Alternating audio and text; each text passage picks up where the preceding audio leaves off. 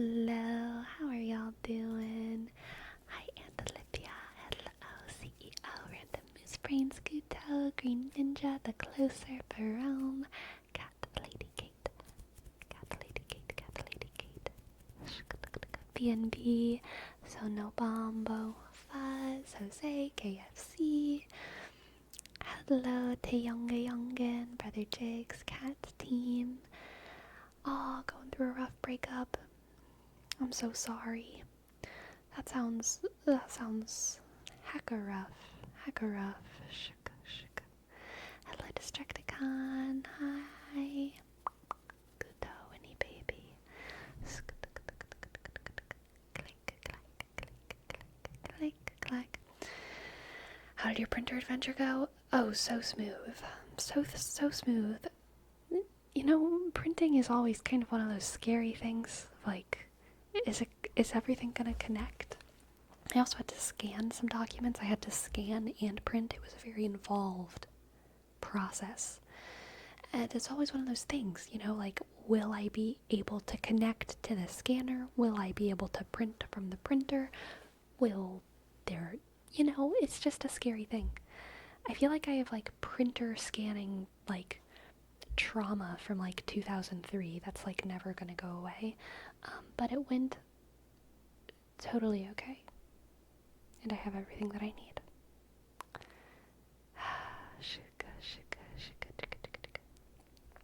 What do you think, Sleepy? Should I do lavender?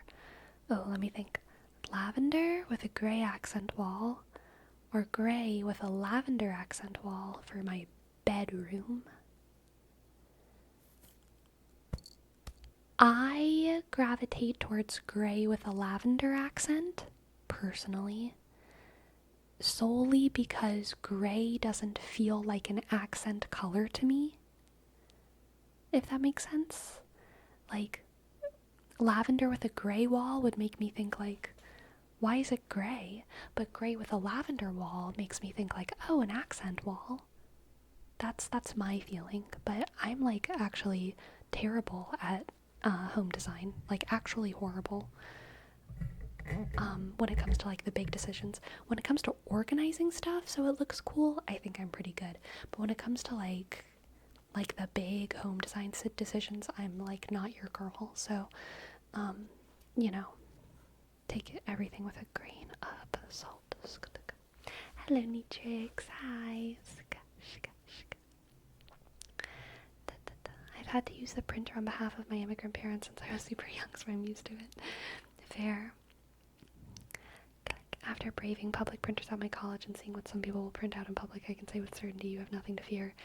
I also had to print out a ton of stuff at college. Oh, gosh.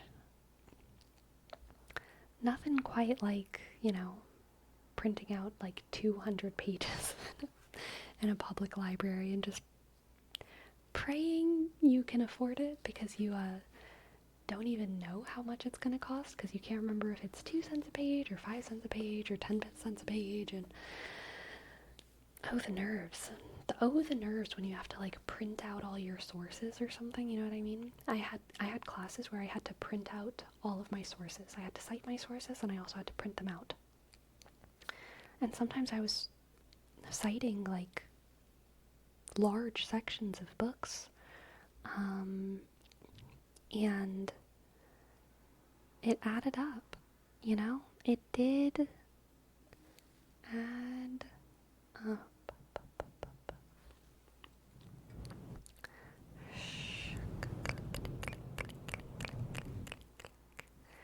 How's Gracie doing? She's doing great. Great. She's sleeping next to the window out there right now.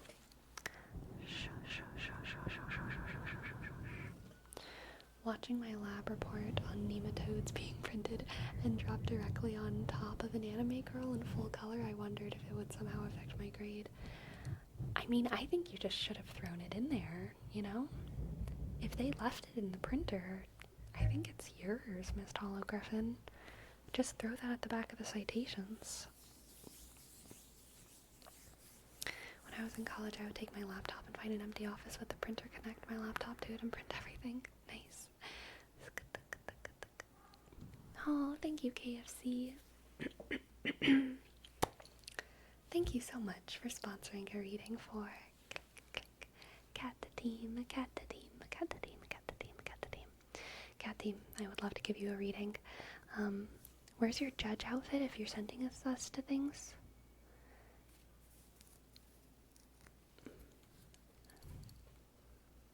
This is Judge.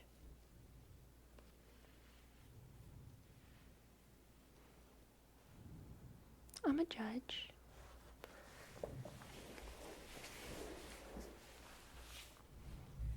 I don't know what you're talking about. Okay. Cat team. Cat team, cat team, cat team. Cat team, cat team. Let's see what the cards have for you. Cat team. Cat team. Cat team. Cat team. Cat team.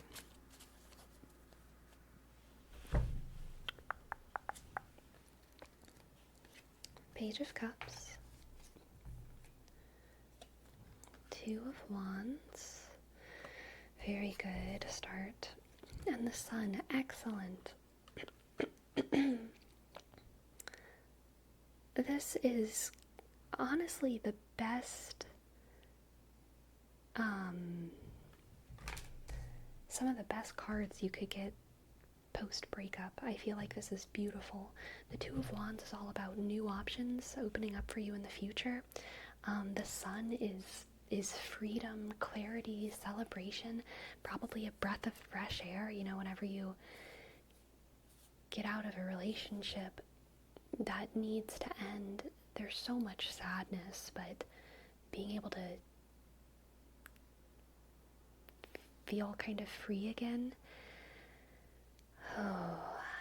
it can be so liberating. And I feel like that's kind of what the Sun is indicating here. There's just that moment where your entire soul can kind of exhale and relax because you are able to live your life without always figuring someone else into your decisions, someone who maybe doesn't have your best interests at heart. Thank you, Sinchobe. Yes, I'll give you a reading after this one. And then the Page of Cups, Cat Team, is good news. It's good news. It's literally just like good, beautiful news coming in. So I feel like not only are you going to have this major exhale, this breath, this relaxation, this liberation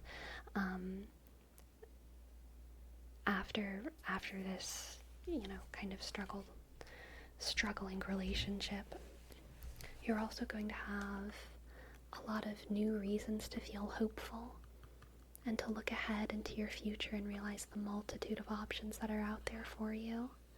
And not only do you have kind of this open expanse, this like infinite possibility, but on top of the infinite possibility, you have a direct source of good news coming in.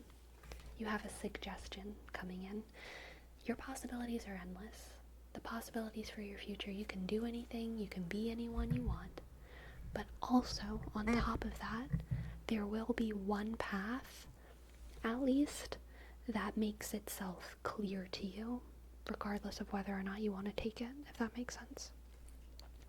Thank God. I know a breakup isn't the end of the world, but it does hurt. I'm also glad to know good things are coming. Absolutely. I really think that, like, after the kind of initial, like, painful part passes, I think that there's so much openness and freedom right around the corner. This is a really, really, like, celebratory, happy reading. I mean, like, joy. All of these cards are joyful. All of these cards are joyful, and also all of these cards are grateful. There's a lot of gratitude here. Yeah, let's get one more tarot card, and then we'll do an oracle. We have the Four of Cups. Yeah, this is about what you are leaving behind. I think that, especially with the sun, I think that this time of freedom, this exhale of your soul, with all of that, because you are not anymore dedicated to a future with a person, because you're not constantly making these little promises inside of yourself to them, you're going to be able to look with much more clarity at the past, and you're going to realize that you're so much happier in a life that has a progression forward rather than what you're leaving behind, which I think was something stagnant. This is a card of stagnation, not necessarily bad stagnation, but unfulfilling stagnation. Something that you usually want to get out of. And I feel like you're going to get a lot of clarity soon, just with time and space. Time and space is going to give you so much clarity on just how good it is that you are now free, okay? You are free. Let's get a cloud card too. And Prometheus, thank you so much for your sub. Thank you, Prometheus. Click, click, click, click.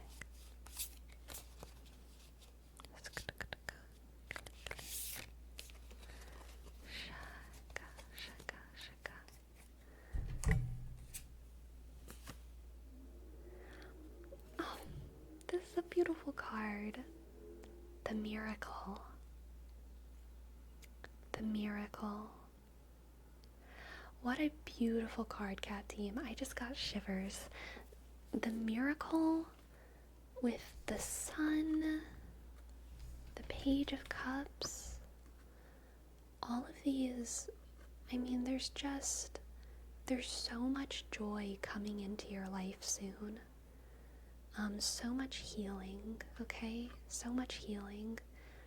Really, just so much goodness flowing in. I don't know exactly what form that goodness is going to take, but I do think that you're not going to be stuck in ambiguity for long.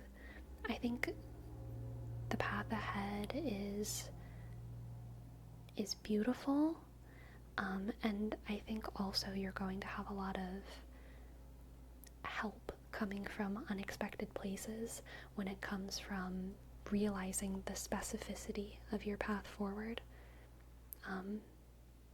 It's going to be okay. You're not going to be lost. Things might be sad right now, but not only will the sadness go away, the ambiguity will go away too. Your future will be clear to you very soon. It's all going to be okay, alright? Thank you so much for letting me read for you. I hope that you enjoyed. I hope that it resonated. Thank you, thank you, thank you. And thank you, KFC, as well. Thank you, KFC. And Sinchobe, thank you for gifting us up. Thank you, thank you, thank you. Prometheus, here's your name trace. Click. B, shk, R, O, M, click. E, T, sk, H, click. E, U, sk, sk, S, O, G. Thank you, Prometheus, and Sanchobe. Thank you, too. Thank you, thank you for gifting a sub. S-I.N-C. Hey, focus. Sanchobe over here. H, click. O, B, E. Thank you, Sanchobe. And Sanchobe, I think the mics look awesome. I would totally love one. I think the 6-foot cable, if if it's no difference to you, I always prefer longer cables, because I'm a mobile human. And by a mobile, I mean a space mobile, not immobile. Miss Hollow, thank you for gifting us up. Thank you, thank you.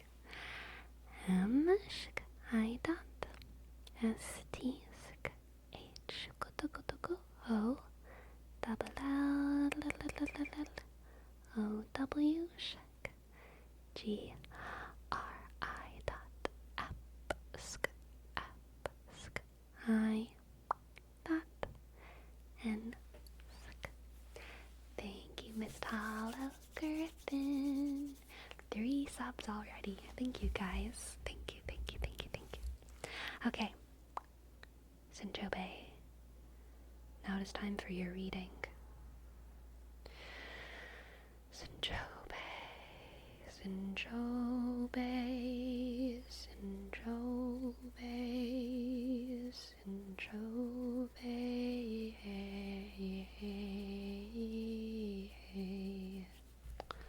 Let's see what the cards have for you.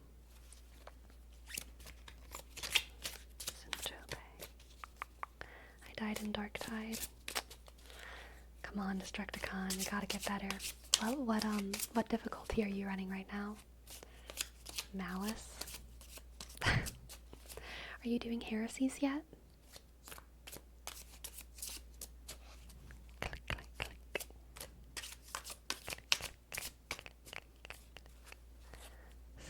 Sinchobe. You're not doing heresies yet? Come on, Destructicon, get on it. Okay, Sinchobe, for you we have the Chariot, the Chariot, the Chariot, the Chariot, click, click, click. The Magus,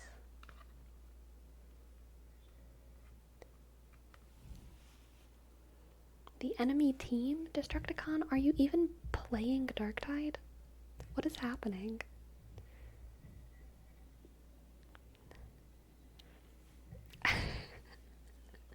The Chariot, the Magus,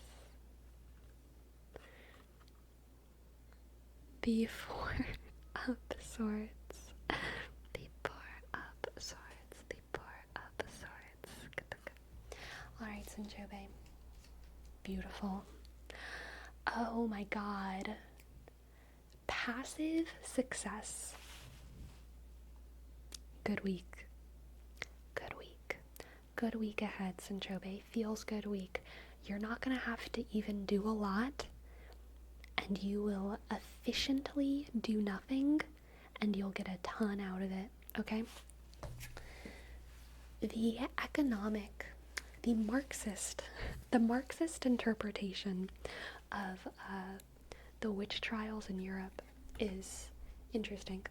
I think Marxism is reductive in many ways, like the philosophical theory, economic theory. It's reductive, it doesn't account for everything, but it's totally a lens through which we can analyze things and view things that can be interesting. The Marxist interpretation of the witch burnings of Europe is that witches, magic was a major threat to the burgeoning capitalism. Around the time that the witch burnings were happening in most of Europe, the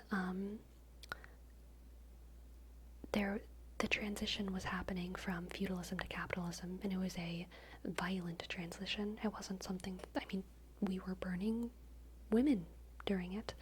It was not a transition that just was like, oh, I guess we'll just start doing the capitalism thing now. It was a very violent transition. And magic was seen as a way to be rewarded for not doing anything, which is a major kind of threat to the fundamental principles of capitalism and the economy. And so that is why witches were such a threat to the upper class, and especially men. Women were also, again, this is like the Marxist reading of all of this, women may have also been considered like a competition in the workforce that a lot of the ruling class didn't really want to have to exist.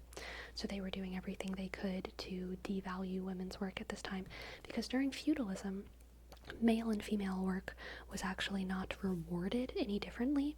There were still distinct roles in most of these cultures, but like whether you were a gardener, a farmer, a builder, a hunter, a homekeeper, you were getting what feudal peasants got, which is a plot of land and a family. So you were kind of compensated equally. It wasn't until the transition to capitalism that like the work within the home started being uncompensated. And so during that transition, the sort of effort to make those home works less valuable was perhaps a deliberate choice of people in power. I'm not totally sure if I subscribe to that, but that is an interpretation of history that exists. And, Sinchobe, what I do think is valuable, the reason that that's related to your reading is because we have the magus here, the mage, the magician. And even though at the beginning of capitalism, the idea of doing no work and getting gold from it, turning soot into gold, the original work of alchemy, was terrifying enough for the upper class to put you on a stake and burn you. Nowadays, it's basically the spirit of hustle culture, the spirit of crypto culture. Let's see how little we can do. Let's see how much we can optimize for efficiency in almost magical ways to do as little as possible and get as much as possible in return. Now it's like a romantic capitalist pipe dream, which is interesting. All that to say, Sinchobe, this week, that's what you're doing. I don't know what it is that you're doing, but you are going to passively succeed. You are going to have somehow set yourself up through resourcefulness, ingenuity,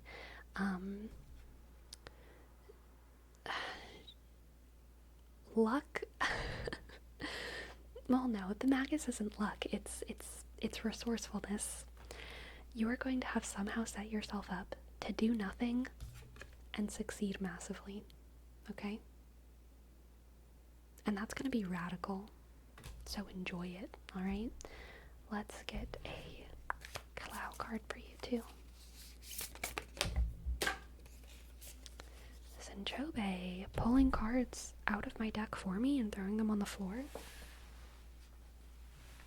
Please, calm down. The rain. Honestly, Sinchobe, make it rain this month, okay? Make it rain, okay?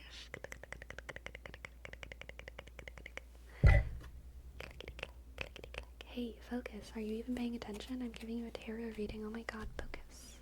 Focus, focus. Thank you for letting me read for you. I hope that you enjoyed, even though there was a little middle tangent about witches. And hope that it resonated, and have fun this week, okay? Relax and become a billionaire or something. Thank you. Thank you. I'm trying to do skincare, I can't focus. Oh my god, that is so relatable, Dominix. Nothing pulls one's attention like goop on their face. Joe Petty. I meant to make it rain for you, not for me. Sinjobe. Thank you. Thank you. Thank you.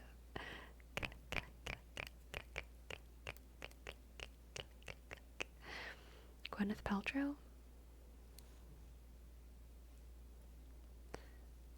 I wish I was a Silicon Valley grifter. Like, is Gwyneth Paltrow Silicon Valley? I don't know what Silicon Valley is. I don't know what it is. I used to think it was like the idea of tech bros. Like Silicon Valley millionaires, billionaires. But I'm starting to wonder if it's a real place in like California.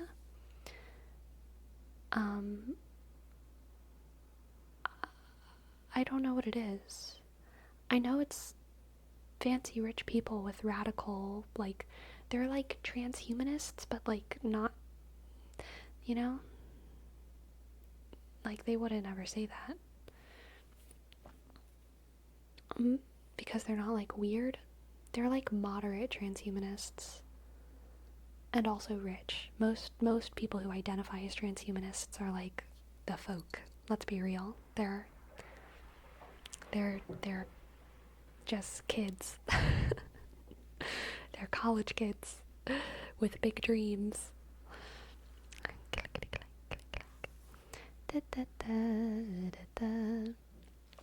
San Jose, Palo Alto area of California. The Bay Area. I hate it when the same place is called two different things. Where a bunch of tech companies originated from and grew. Apple, Google, gotcha. It's a region of California, and I think it's the name of some building. Okay. Tech bros move there to make startups and then get a lot of funding without always showing results. Then they sell the company to buyers after propping it up. Interesting. Is there such a thing as a moderate transhumanist? If they also have a bunch of money and connections, then they're a Silicon Valley person. A moderate transhumanist who doesn't have money and connections, I think is just maybe like a futurist.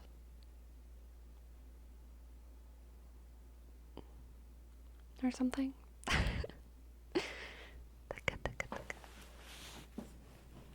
They're transhumanist in the sense that they know mortality is the only real thing that can separate them from wealth.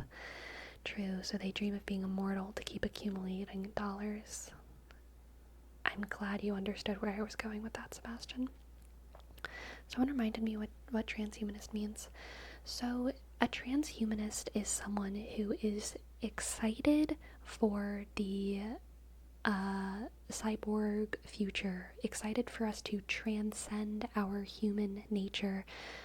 Transhumanists, sometimes they might be super into like virtual reality and like they're excited for like living in virtual reality. Transhumanists also might just be like super excited for like tech tech biology innovations. They're really into like, stem cell research, and they're like usually pro designer babies and like cyborg arms and like BCI implants. I think transhumanists are like radical. They're also usually, they're all over the place, like economically. Some of them are like anarchists, some of them are communists, some of them are libertarians, some of them are super conservative, so they're kind of all over. But they fall under the umbrella of futurism. Futurism has a couple different like sort of sub ideologies, but I guess the core of futurism is romanticizing the future rather than romanticizing the past, romanticizing technological human progress rather than romanticizing what is natural of the past, which is not, I think, by itself necessarily good or bad. There are transhumanists who I agree with on most things. There are transhumanists who I find quite despicable. But yeah, they're basically just like they're futurists who are focused on the human experience part of futurism rather than like what's space travel going to be like or like what's architecture going to be like. Transhumanists are usually focused on like what is our body, what is our going to be our relationship with corporeality, what is our relationship going to be with health and babies and immortality, like what is the human thing going to be like in the future. That one guy who spends 1 million a year to remain young is considered a transhumanist. I don't think he would be considered a transhumanist because I don't think he's interested in cyborging himself. I think he's much more interested, I mean, maybe. I have never seen anyone call him a transhumanist, himself call himself a transhumanist, and his ideas are not what usually the aesthetic of transhumanism is. But I'm sure there's some people who might consider him a transhumanist. The reason that intuitively I feel like Brian Johnson is a little bit different from a transhumanist is because he almost seems more like obsessed with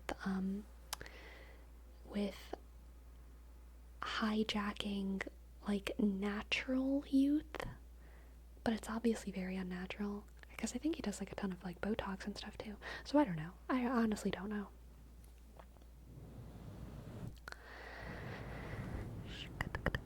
Villain type shit. I don't think he's a villain. I think he is. I think he's a performance artist. Honestly, like, I think it's a ridiculous way to spend money. But, like, I mean, God, I'm glad it's not going to, like, war or something. Obviously, there are more altruistic ways to spend one's wealth. But I do think that there's a sort of performance art aspect to what he's doing that I can appreciate. And I am kind of okay with individuals spending their wealth however they want. You know? Depending on the individual, I guess. I don't know. I don't know what I believe sometimes.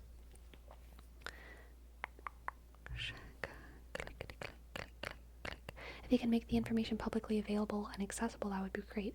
He does make the information publicly accessible and available. Obviously, the treatments themselves are not publicly accessible and available. The information, though, is super publicly available. He's like very open about all of it. Little Trappist, hello, little Trappist. Here's your name, Chase. Click, click. L-I-dot, L-T-sk, R-E-B-sk, I-dot, S-sk. Thank you, little Trappist, and little Trappist. We also have a word wrap for bubble, bubble, bubble, bubble, bubble, bubble, bubble, bubble, bubble. Art requires an audience, so do you mean to say that he'd be less inclined to do what he's doing if he didn't get attention for it? Yes, I firmly do believe that. I think there's he's said before that a main reason he wants to do it is because he wants to be an example for the future of the first guy who's tried something like this with such earnestness and moderate success. He does not believe he's going to achieve immortality, but he wants to be put down in the textbooks as like the father of the effort, you know? So I think there's definitely a large performative aspect to it.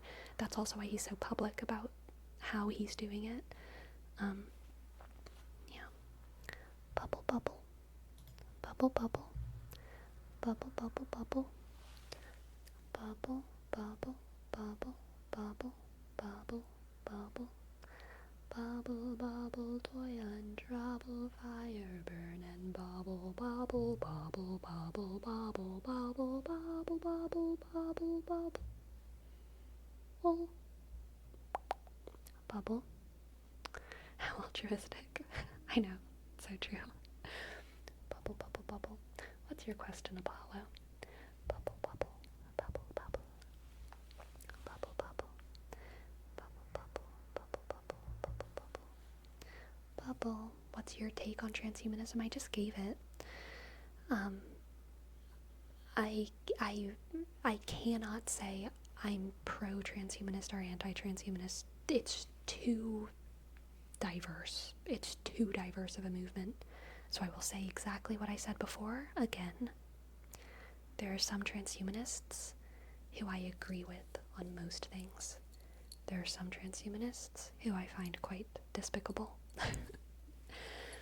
I think most individual transhumanists are like based college kids, like with radical new ideas, and a lot of them are coming from situations where they feel a personal attachment to the possibilities that technology gives them. Okay, I'll just be clear about this. Most of the transhumanists that I've met, I need to clear my throat for a second. Just a sec.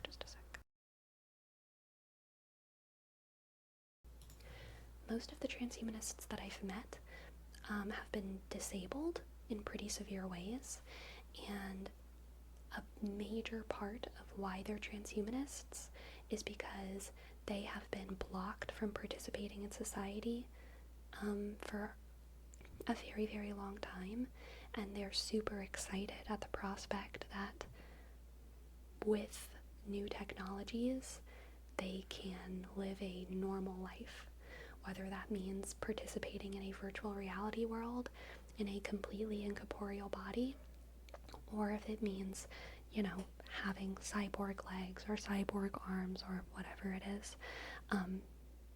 And so because of that, like, their experiences, it's basically just being pro-medicine for them, and they consider medicine to be something much more expansive than what is in the mainstream, and I am pro that. That is the transhumanism that I can get behind. I am also pro-medicine. I am pro-medical technologies advancing in a very far direction, like infinitely. That said, I also do believe that there is a point where technology starts to pervert the experience of humanity, and that's kind of where it stops being medicine to me and starts being something else. And that's much more murky territory. Murky territory, yeah. Click, click, click.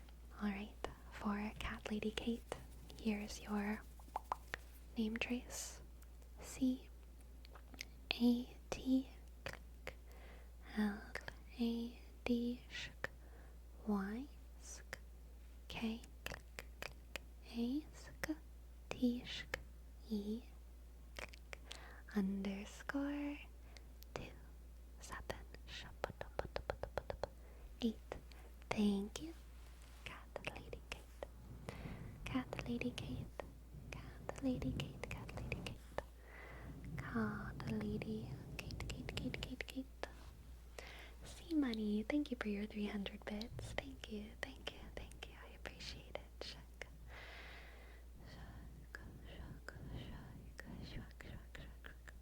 Do you think transhumanism is bound to happen? I don't think that question makes sense. Transhumanism isn't a specific future, it's more like a goal.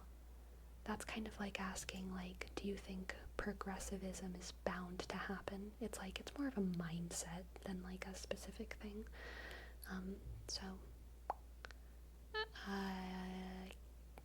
Yeah. I agree with that, Ace. I don't think humans should be immortal.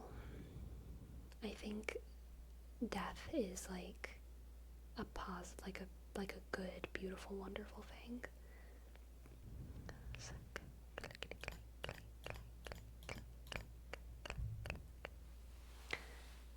dun, dun, dun, dun.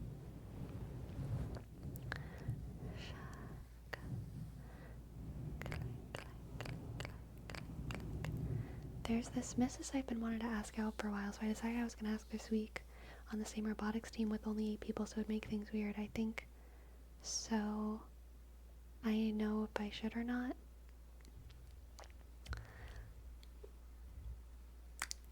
I say if you like her, shoot your shot, but I don't know. I don't know.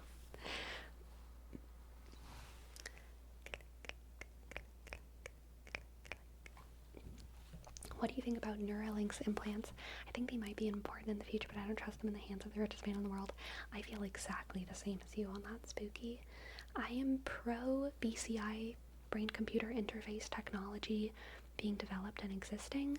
I am suspicious of everything Elon Musk does.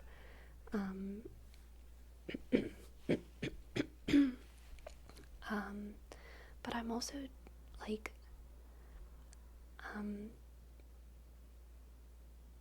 I don't want to fall into the trap of, like, assuming that competition to Elon Musk is better than him, you know? And that's kind of how I feel about OpenAI. I want to like OpenAI purely because Musk is clearly threatened by them, but I have to, like, pull back on myself a little bit and be like, I actually haven't read anything. And I have no idea if any of these people are, like, you know, good, or if any of these technologies are good. Yeah, I am pro BCI technology being developed, but I am kind of against brutal animal testing, which it seems like Neuralink was doing some seriously, ethically bad animal testing with their BCIs. Bad enough that it was actually the university students who were working on Neuralink with the pigs that sent in the complaints about it. They were like, we feel like we are doing bad things to these pigs. We feel like it is too cruel. And so that was a bad situation.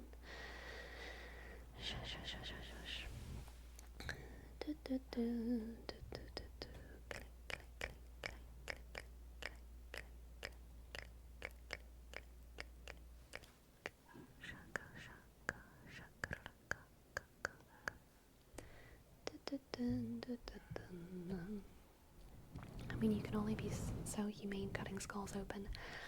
I know. But there's also a line where everyone says this is way too far and this is ridiculous.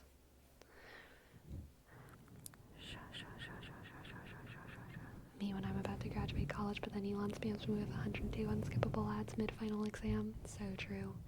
Oh my god. If we're ever looking at ads in the middle of, like, college classes, I will cry. If society ever gets to the point where college is inundated with ads, that'd be rough. Yeah.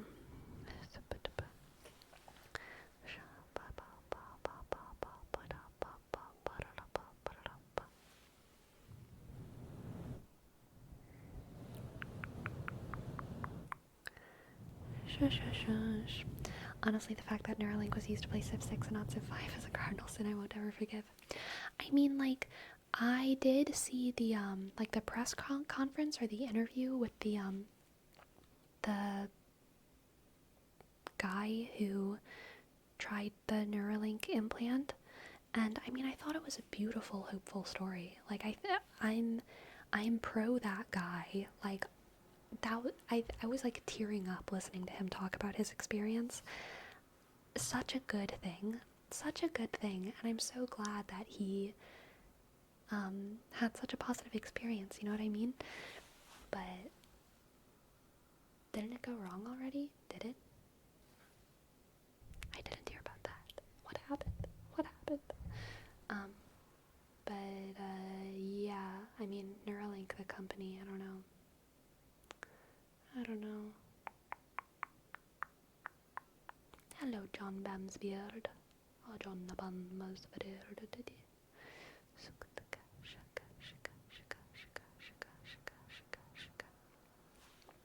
Hello, Jordanus. What's up?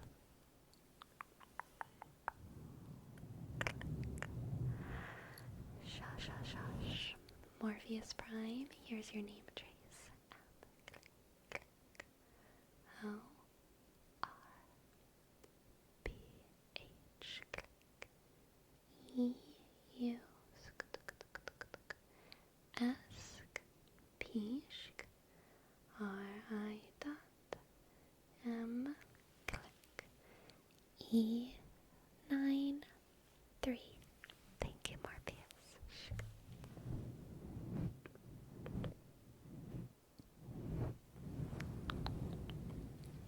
And we have another one for Morpheus as well. M L R P H click E U S P R I M E 963. Thank you. And for Kurosama, the name trace. K click U I U S A click M A T. Thank you. Kurosama.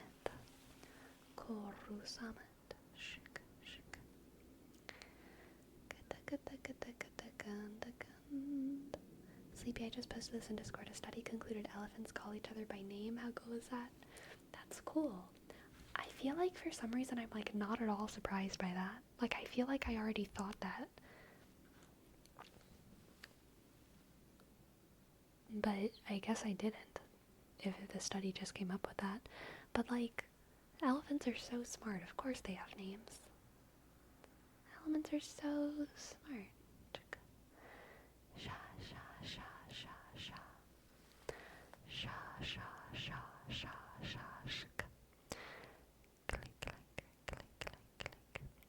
I am not familiar with Sartre and Camus. Is that how you say it? Camus? I can't remember. I'm not familiar enough with anything that they've written to comment on it. But thank you for the question, Octogest. Again. Oh my word, Sleepy, 1 year. Yay. Hello, Agan. Welcome in, and thank you for your sub. Shaka. A, click, H, G, U, N, click, S, I, dot, double L, shaka. Y, click, O. Thank you, Agan.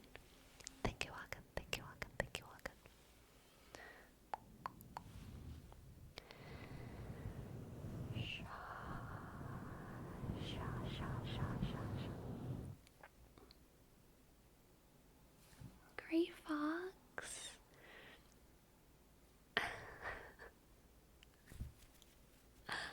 Hi, Gray Fox. Thank you so much. Thank you so much for gifting 5 subs, Gray Fox. GREY at click OX 99999. Thank you so much. Thank you. And Bitter Brush, new week, new reading from the sensei. Aw, absolutely. I'd love to give you a reading. Thank you for your tip, Bitter Brush. Let's see what the cards have for you. What do the cards have for Bitter Brush? Bitter Brush.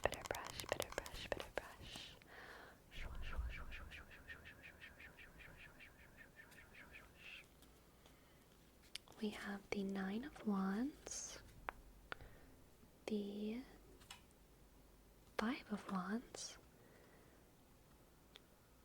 Interesting. Nine of Wands, Five of Wands, and the King of Swords. Ooh.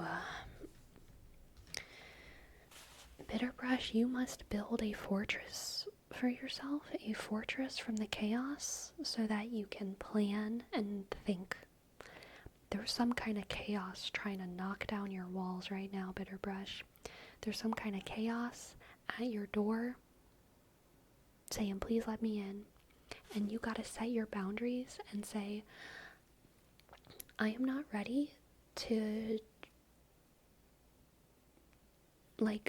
go to that party until I have a plan for what I'm gonna do whenever I talk to my crush. You know, I'm not gonna go early until I have my plan. I'm not gonna let you invade my peace until I have my plan. I'm not even going to enter the war room until I have a plan. You know what I mean? You gotta set your boundaries so that you can plan. And Nick Krillin, thank you for your sub. And click I dot CK click click K shk shk R click I dot L I dot N sk. Thank you. Morpheus, thank you as well so much for your tip. I'll give you a reading right after I finish this one, okay? Thank you so much. Thank you. Alright. Bitterbrush, let's get an oracle card for you. Bitterbrush.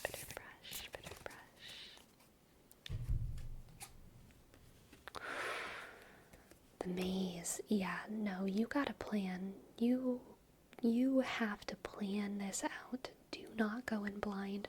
Do not let anyone pressure you into acting too early. That is your reading. Don't let anyone pressure you into acting too early, into joining the fray. Stay out of it for as long as you can. I do get the sense that eventually you are going to have to act in some kind of important way. But really give yourself time to plan what you're gonna do, whatever your situation is. Alright? Thank you for letting me read for you. I hope that you enjoyed. I hope that it resonated. Click, click. And Devon, thank you. Thank you for your 100 bits as well. Thank you. Okay. Let's see what the cards have now for Morpheus Prime. Morpheus Prime. It is such a powerful name, truly.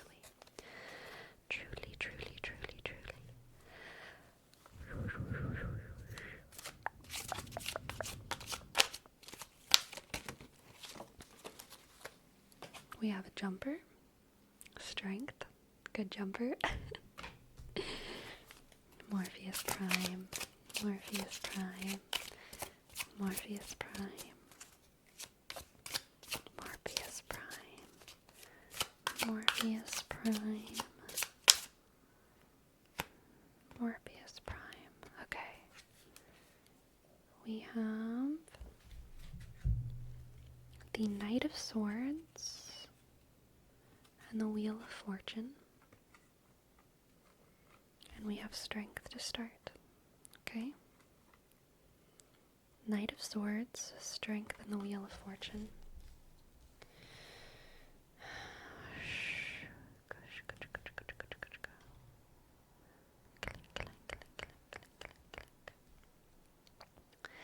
Morpheus Prime, this is the, not the beginning of a journey. You're past the thinking phase. This is the beginning of the active side of your journey. I kind of get the feeling that it's the beginning of an uphill battle where kind of feels like the beginning of college or the beginning of a new job.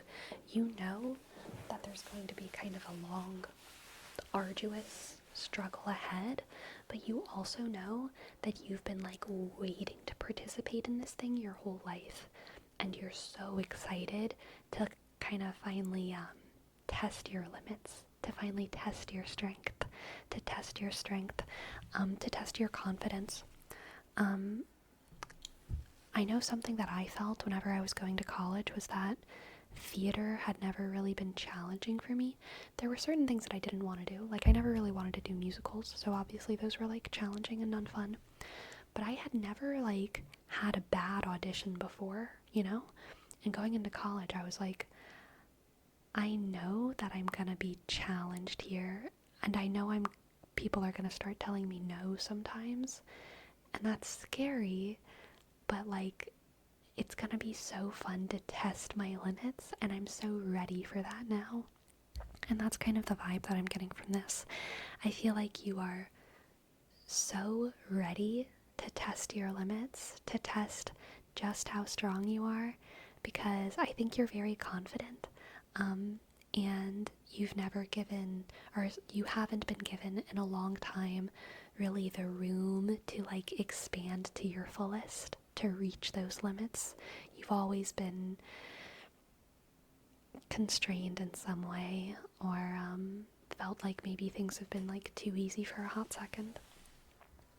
And you're ready for a little bit of that chaos, a little bit of that struggle. Let's see what else we have. We have, coming up again, the page of Cups, and the 10 of Wands. The 10 of Wands, 10 of Wands, 10 of Wands. And Bavon, thank you for gifting us up. Thank you. The click, ishk, be click, ask, and 8, 7. Thank you very much. Thank you very much. Where was I? Page of Cups, 10 of Wands.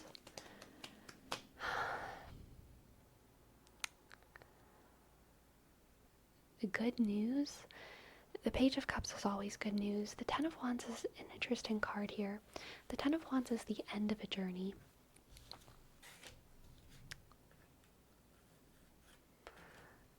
This is weird. This just came to me kind of out of left field. I hope that it resonates. I feel like you have been afraid that you're a burden to someone, and I think that you are really excited to be no one's burden except your own. And I think that that's going to enable you to test those limits. I don't know if this person is, a parent, a grandparent, relative, a partner, sibling, who this person is, but I think you've felt limited by their very perception of you. Maybe they're actually a caretaker of you, but I don't really get that feeling. I feel more like it's just that there's someone in your life who you're very like sensitive to their gaze, and like maybe their judgment, but also like their perception of whether or not you're successful, whether or not you're okay, which I think you probably don't always want to be successful and okay. You want to challenge yourself, and for some reason, you're finding freedom from that gaze very soon, okay? You're going to find freedom from that gaze, and that is your good news.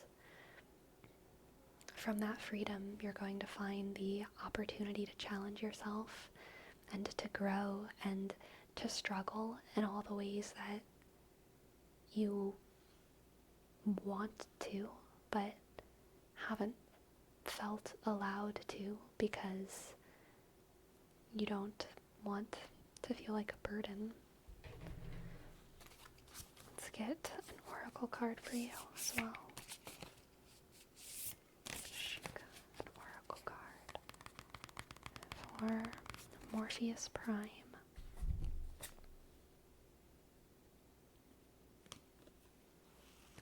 The time. The time is now. The place is here. Having time and the Wheel of Fortune is pretty significant. Both of these are kind of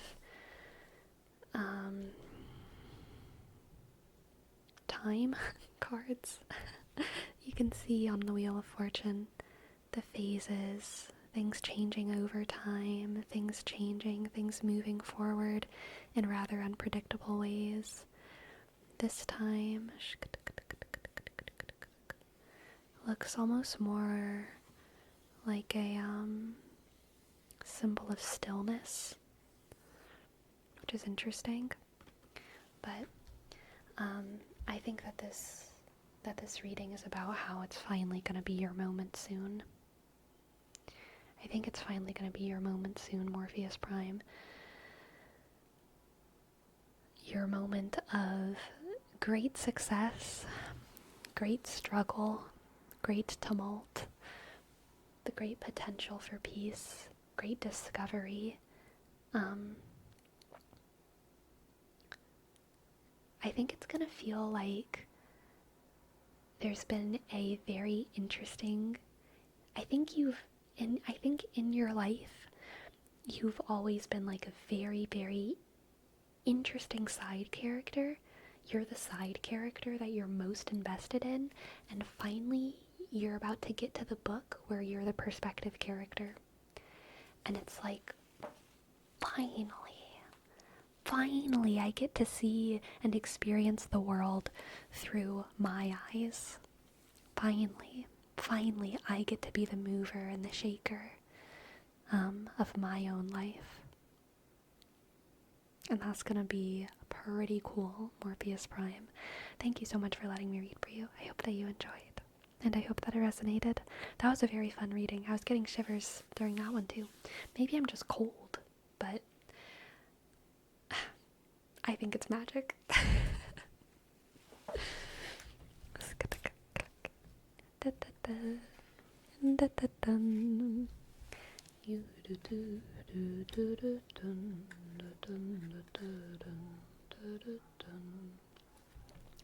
Sleep, is it possible for readings to apply to multiple people?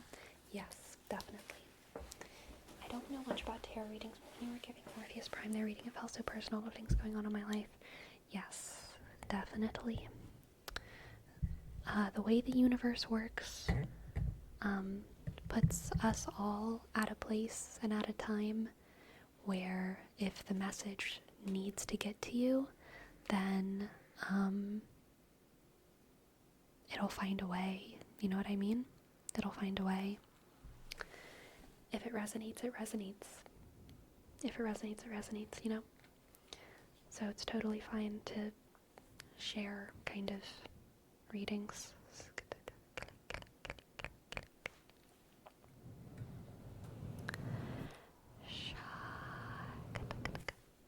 We have a word rep for tricep. Tricep. Tricep. Try what? Sep. Tricep. Tricep. My new product. Try it. Tricep. Tricep. Please try it. Try it. Try it. Tricep. Tricep. Tricep. Tricep. Tricep. Tricep. Try it. Try it. Try it. Try it. Try it. Tricep. Tricep. Tricep. Fine, whatever. I guess you hate me or something. Tricep. Tricep. Tricep. Tricep. I enjoyed and most definitely resonated. I felt every bit of it. It gave me chills too. It wasn't just you. cool Morpheus Prime. It's always a good feeling. Always a good feeling. Tricep. Tricep. Tricep. Tricep. Tricep. How do you say tricep in Japanese? Tricep. Oh, where'd it go?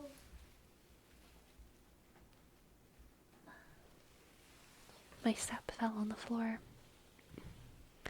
Is it actually tricep?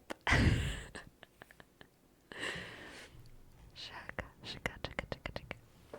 Tricep, tricep, tricep. Tricep, tricep. Tricep, tricep.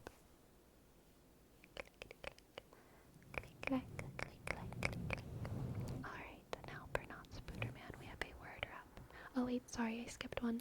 For Quakets, we have a word wrap for Octothorpe. Tricep. That's so funny, Lunar laughs. I had a feeling.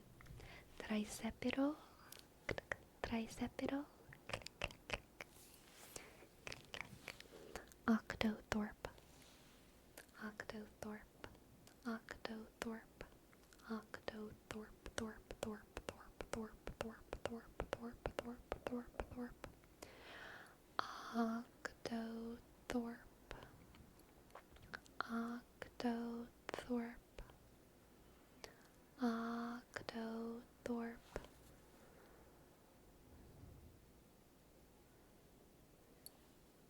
Unothorpe. Duothorpe. Trithorpe.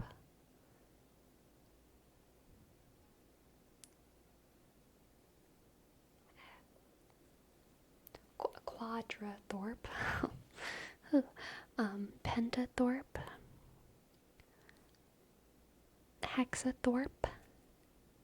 Octothorpe.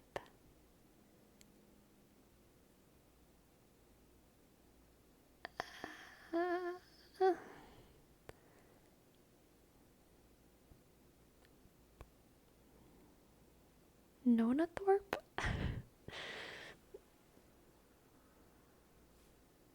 Oh wait, no, that's Octothorpe. This wasn't Octothorpe. This is 7. Heptathorpe. Octothorpe. Nonathorpe. Decathorpe. Octothorpe. Octothorpe. Octothorpe. Octothorpe. Octothorpe. Octothorpe. Octothorpe. Octothorpe. Click. And for Not Spooderman, we have relax, it's okay. What's 11th Thorpe?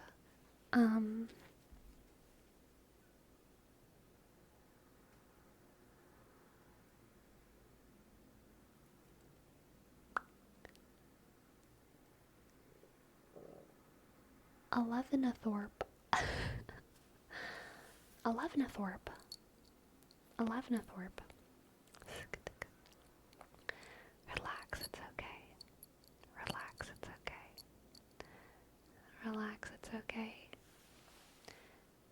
Relax, it's okay. Even if you don't know the Latin word for 11. It's probably like Deca Uno Thorpe. Like XI Thorpe. Deca Uno. Deca Un. 11thorpe. It's 11thorpe. Do you know where your children are? What a good question. Relax. It's okay. It's okay. It's okay. Relax. It's okay. It's okay. It's okay. It's okay. It's okay. It's okay. It's okay. Relax. Relax. Relax. Relax. Relax. Relax. Relax. Relax. Relax. Relax. Relax. Relax. Shh. It's okay. Relax. okay. Relax. Relax.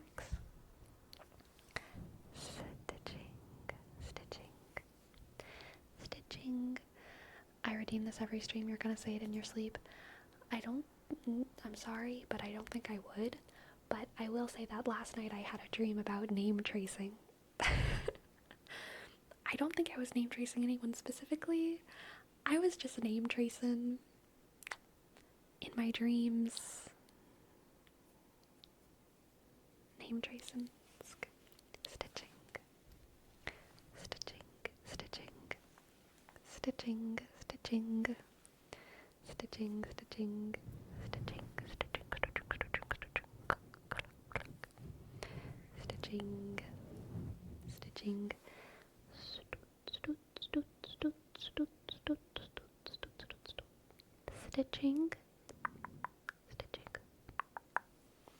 Stitching. Stitching, hey, focus. Stitching.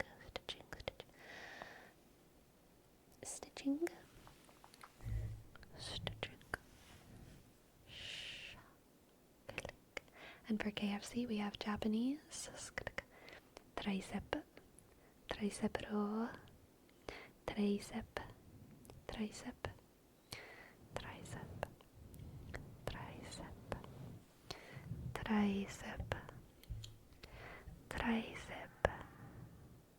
Angry dogs outside. Tricep. That's not the word. Oh. Joan-san token. Was that the word? Joan-san token. Joan-san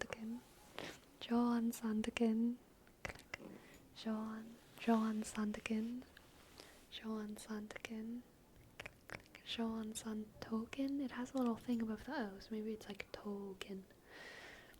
Joan-san token. I don't know how to speak Japanese. Extend the vowel. Okay, yeah, okay, that's what I did. Joan-san token. What's a shirt sleeve? He looks colorful. It's my flower shirt that I've had since I was 14 years old. This shirt is 12 years old. Almost 13 years old. This is the oldest thing in my wardrobe, I think, besides some of like my old like graphic tees. This has fit me forever, and I love it. It's such a comfy shirt. I will say though, there's a hole at the bottom. There's my shame is this hole. This little hole. But no one's ever noticed it before, so I think it's okay.